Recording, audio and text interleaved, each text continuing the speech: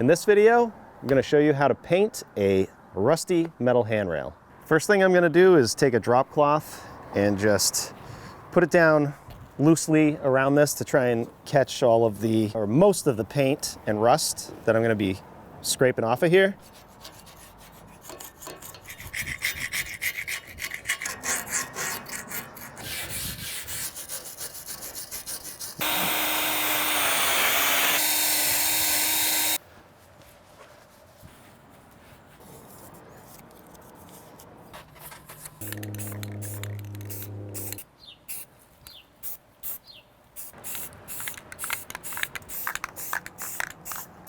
I like this so much better than when it was white, and it's nice and even.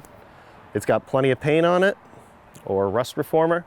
But if you did want to top coat it, you need to wait 24 hours to let it cure, and then I'd take 150 grit sanding sponge, sand this down, and then put your top coat on. But I'm happy with that. I think that looks way better than the white. Now my only issue is I can't decide if I really do want to paint this black or paint it white. What do you think? Leave a comment below. What's your opinion?